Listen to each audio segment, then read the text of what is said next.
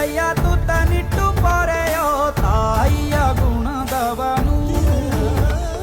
ಕತಿಯ ಗುಡಲು ತನ್ನ ಮುಗುಡು ನಗುವನು, ಲಾಲಿಸಿ ಉಣಿಸುವನು.